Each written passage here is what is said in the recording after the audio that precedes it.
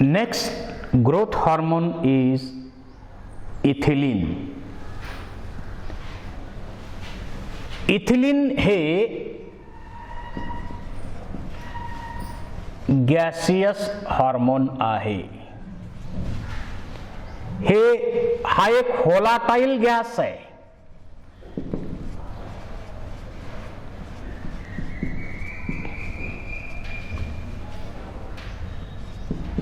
हा एक volatile gas आहे.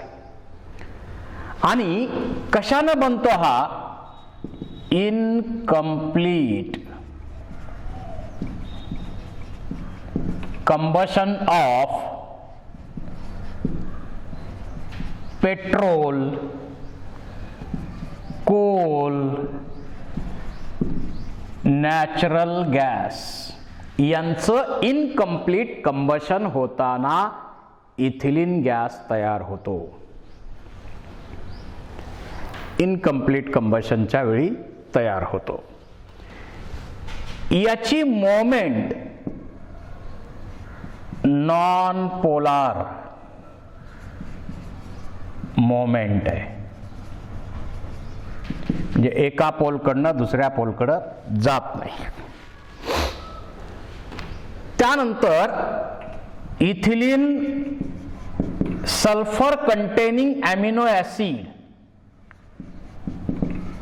मिथिओनिन नावाच्या सल्फर कंटेनिंग अमिनो ऍसिड पासून इथिलीन बनतंय. So sulphur containing amino acid methionine is a precursor of ethylene. याच्यापासून बनतंय. याची डिस्कवरी कशी केली गेलेली आहे? याची साईट कुठं आहे? साईट ओल्ड एज झालेले जे पार्ट आहेत तिथं इथिलीन तयार होत आहे.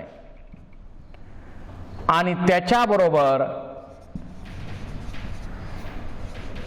सेनेसंट पार्ट जो आहे, ओल्ड पार्ट, पानं पिकणार, गळून पडणार, सेनेसन्स प्रोसेस आपण म्हणतो. अशा ओल्ड एज झालेल्या सेनेसंट पार्ट मध्ये इथिलीन प्रोडक्शन होतं.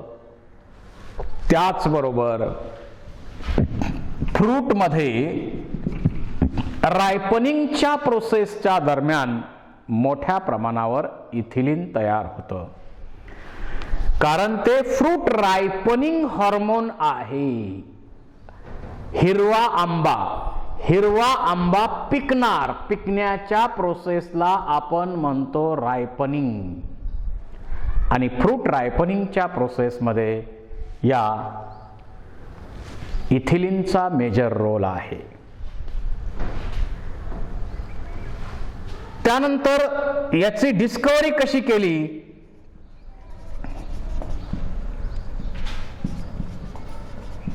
सोरा डाउट नावाचा सायंटिस्ट, त्यांनी इथिलीनचा रोल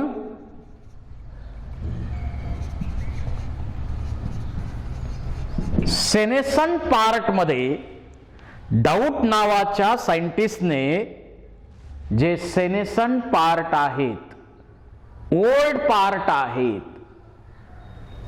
अशा पार्ट मध्ये त्याचा रोल स्टडी केला. त्यानंतर क्रॉकर नावाच्या सायंटिस्टने फ्रूट रायपनिंगच्या प्रोसेसमध्ये इथिलीनचा रोल स्टडी केला. आता याच्याशिवाय या इथिलीनची मोमेंट तर नॉन पोलार सांगितलेली आहे. Methionine is a precursor of ethylene production. परंतु या इथिलीनचं कॉन्सन्ट्रेशन, समजा high concentration of auxin stimulate or it increase production of ethylene. म्हणजे तसं तर auxin, gibberellin, cytokinin growth promoter आहेत, ethylene abscisic acid growth inhibitor आहेत, परंतु इथिलीन आणि ऑक्झिन हे जरी विरोधात असले तरी एकमेकाचं आतून जमतंय. जसं विरोधी पक्षाचे मंत्र्यांशी आतून चांगले संबंध असतात, तशा प्रकारे इथिलीन आणि ऑक्झिन यांचे चांगले संबंध आहेत. एकमेकाच्या फेवरमध्ये, वर्ण विरोध आहे पण आतनं एकमेकाच्या फेवरमध्ये राहतात. काही रोल दोघांमध्ये सेम आहे, ते आपण आता स्टडी करणारच आहे. तर हे हिस्टॉरिकल बॅकग्राऊंड त्याचं झाल्यानंतर या इथिलीनचे रोल आपण स्टडी करू. रोल और फंक्शन ऑफ इथिलीन. एक, आता पहिले ते 3 हार्मोन आपण स्टडी केले ते ग्रोथ प्रमोट करणारे होते. आता जे 2 स्टडी करणार आहे आपण,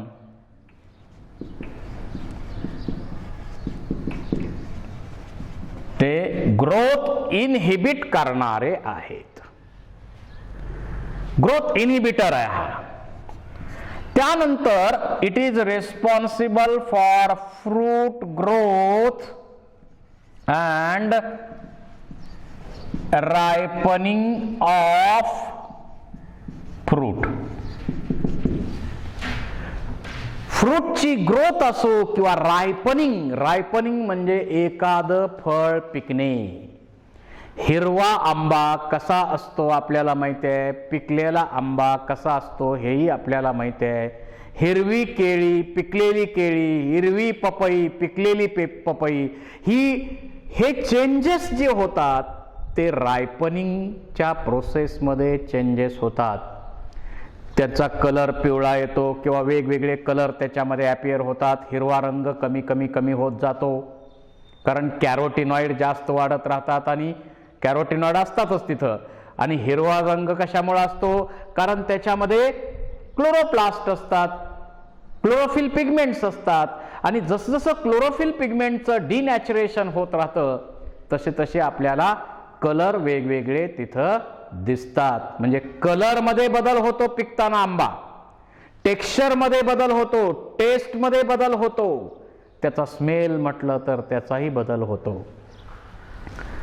तर फ्रूट रायपनिंगच्या प्रोसेससाठी मेनली रिस्पॉन्सिबल असणारं हॉर्मोन कोणतं, असा MCQ विचारला तर त्याचं आन्सर आहे ethylene. Ethylene is responsible for ripening of fruit.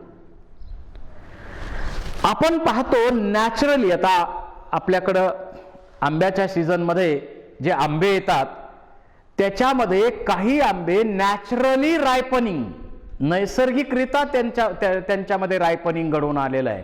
Naturally जेवढं त्याच्यामध्ये इथिलीन असेल त्या प्रमाणात रायपनिंग घडून येतं, परंतु लोकांना तेवढा वेळ नाही आहे आणि म्हणून लोक काय करतात, या इथिलीन म्हणा, इथाफोन असं केमिकल आहे, ॲक्वियस केमिकल आहे, त्याची ट्रीटमेंट देतात, त्यातून इथिलीन रिलीज होतं आणि त्याच्यामुळं समजा एखादं फळ पिकण्यासाठी 15 दिवसाचा काळ लागत असेल तर या इथिलीनची ट्रीटमेंट दिल्यानंतर 8 दिवसात ते फळ पिकणार.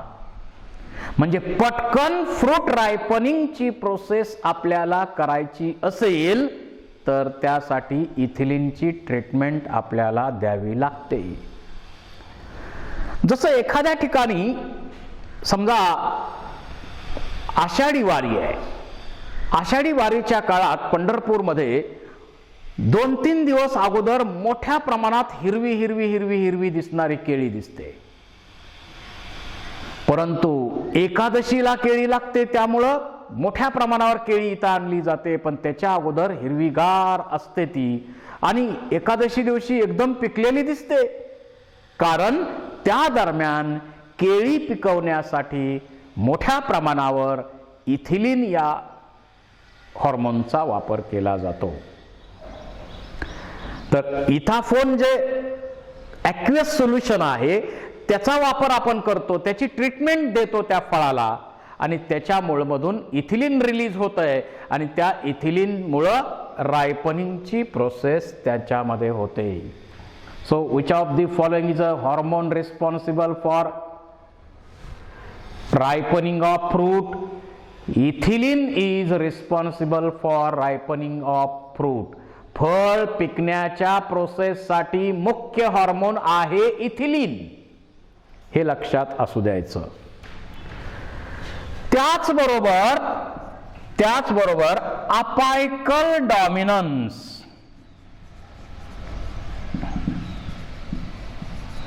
आपण म्हटलेलं आहे विरोधी पक्षात आहे पण सरकारला आतून पाठिंबा देत आहे. अपायकल डॉमिनन्स रोल कुणाचा आहे? अपायकल डॉमिनन्स रोल आहे ऑक्झिनचा, याचाही तोच रोल आहे. ऑक्झिन सारखंच काम करतो, ऑक्झिनला सपोर्ट करतंय अपायकल डॉमिनन्स.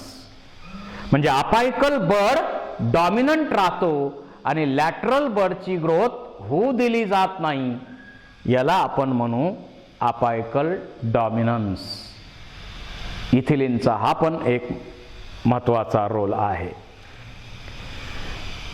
त्याचबरोबर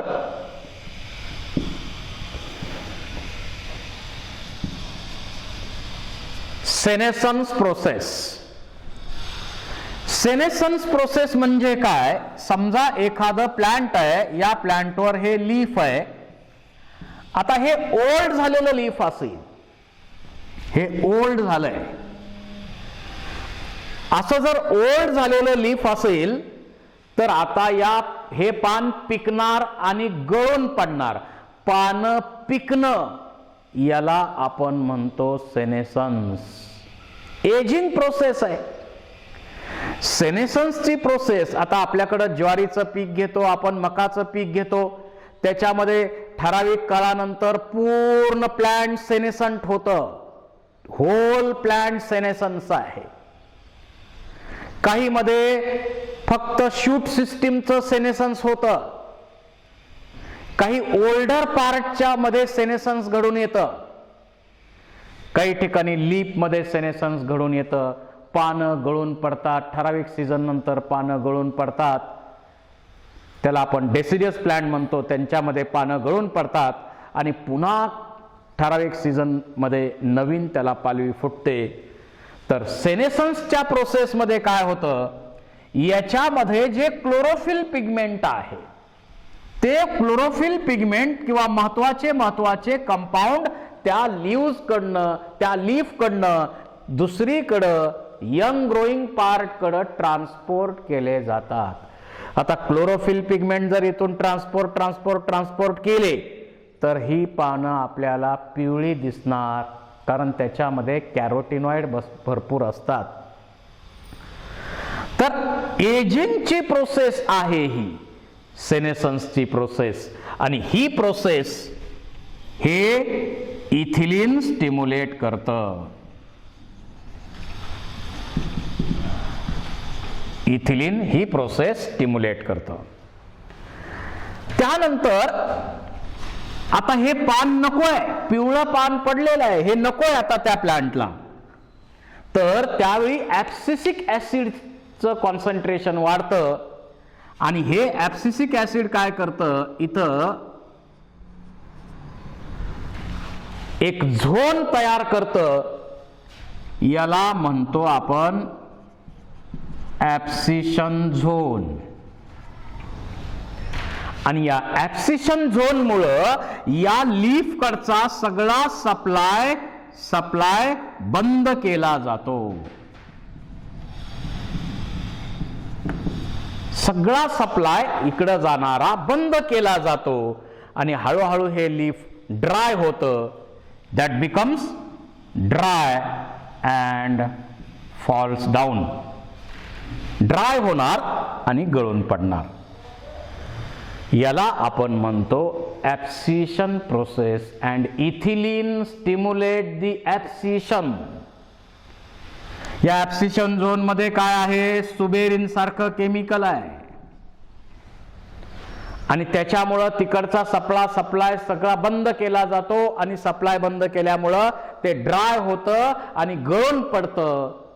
पानं पिकणे म्हणजे सेनेसन्स आणि पिकलेलं पान गळून पडणे म्हणजे ॲब्सिशन प्रोसेस आणि इथिलीनचा तो एक मेन रोल आहे.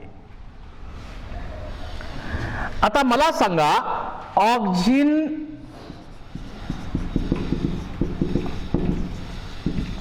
रूट इनिशिएट करत होतं का? ऑक्झिन मुळे रूटची ग्रोथ होते, पण त्याप्रमाणे या इथिलीन मुळे सुद्धा रूटची ग्रोथ होते. So it initiate the root growth. In some plant it helps in breaking of seed and bud dormancy. Seed म्हणा, बड म्हणा, याची डॉर्मन्सी ब्रेक करण्याच्या प्रोसेस मध्ये सुद्धा या इथिलीनचा महत्वाचा रोल आहे. त्याबरोबरच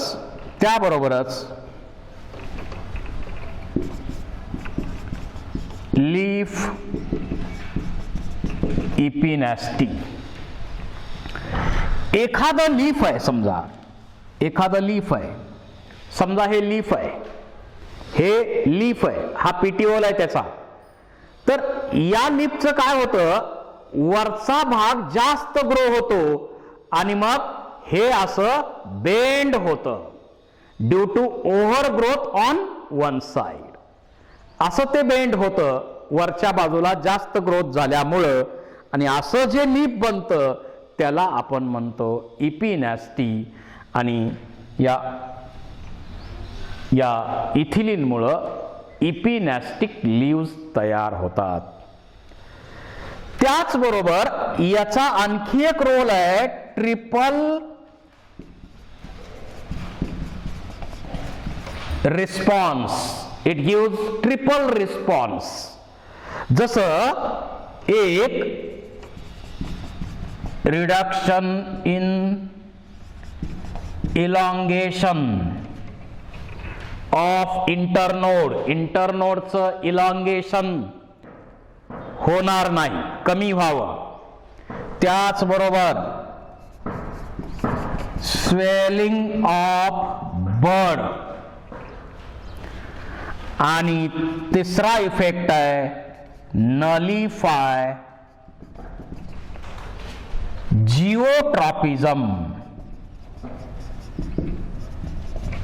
आणि म्हणून या वर एक MCQ बनवला जातो, which of the following hormone give triple response. तर इथिलीन ट्रिपल रिस्पॉन्स साठी रिस्पॉन्सिबल असलेलं हॉर्मोन आहे. तर मुख्यतः या हॉर्मोनचा उपयोग काय, मेन रोल याचा विचारात घेतला तर मेन रोल आहे रायपनिंग ऑफ फ्रूट. आता बनाना लवकर पिकतात आपल्याला माहिती आहे, क्लायमॅक्टेरिक फ्रूट आहे. नॅचरल पिकण्याच्या प्रोसेस साठी इथिलीन पाहिजे. ज्याच्यामध्ये इथिलीन जास्त असेल ते फळं लवकर पिकणार. त्यासाठी फ्रूट रायपनिंग साठी रिस्पॉन्सिबल असलेलं हे अतिशय महत्त्वाचं hormone. This is about ethylene.